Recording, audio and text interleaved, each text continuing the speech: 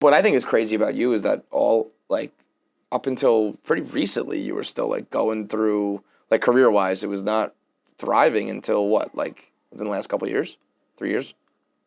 Maybe. I don't know. I always, you know what? I was always kind of doing well, but it just wasn't. Yeah, I mean, I guess, enough. like, that's kind of semantics, but it's like... No, but it is, when was but it's last like... time, let's say this. When was the last time you were living in a car? Like, maybe 4 years ago. That's not that long ago, Andy. That's my point. Like...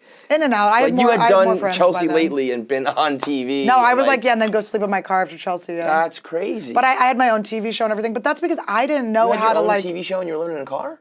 Not then. No, I had money that year. What was your show? It was called We Have Issues. It was me and Julie McCullough. It was like a two-headed talk show on E! When they were trying to replace Chelsea. It was only 4 episodes. That's why I feel like I always knew your name. Yeah, no, I was out around there for a long time. But I wasn't. I mean, I got a lot of stuff before I was ready, and so I really am very happy with my trajectory. And I think that, like, you know, everything in life happens at the right time that you need it to happen, and whether or not you even realize it. Yeah, moment, yeah. You know? My dad. I was talking to my dad's 80, and he was telling me some story about some time he was laughing in his office back in the day, and he was like, you know, he's like, my life has always been so fun. He's like, I didn't always notice it, but it's always been so fun. So, I mean, great outlook to have. I mean, I feel like you have that similar Well, I think I'm vibe, going to peak in my 80s, so I'm like...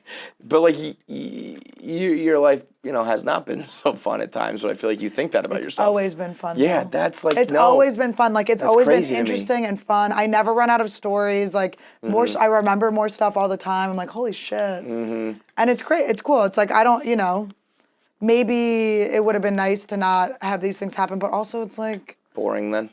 Yeah, I'm like... I mean, because I was watching this Eckhart Tolle thing where he was saying, he's like, you either have these, like, things happen to you, right? Or the thing that happens to you is that nothing happened to you.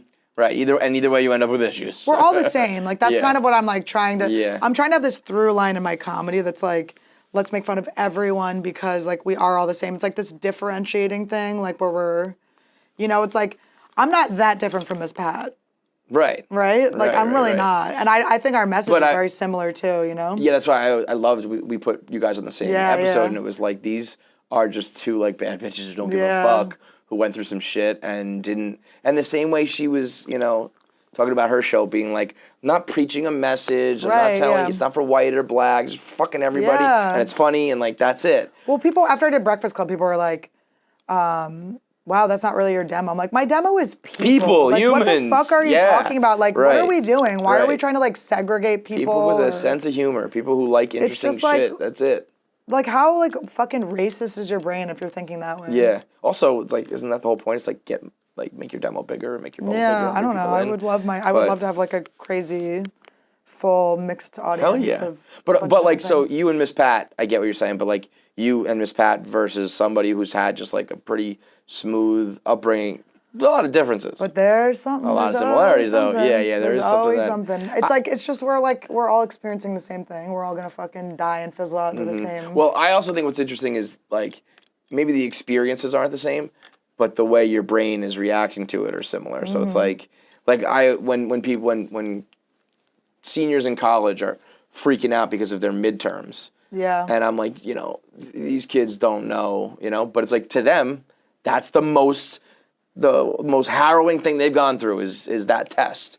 It's just, and their brain's probably freaking out the same way yours is when you were running for your life because crazy you've seen more. But it's crazy to see, like, if you see, like, what you used to freak out about, you know, and then you see everyone that age, like, does the same thing. Yes, it's, like, so weird where you're like, or even little things. Like, I look back when I, like, used to think I didn't have time to do something. Yeah. Like, you literally had all the time. And I know 10 years from now, I'll be looking at this being like, you had the time then. Or, like, when people are like, I'm so old, I'm like, you are the youngest you're ever going to fucking be. Right, like, fucking now. Shut the fuck up. Like, stop with that nonsense.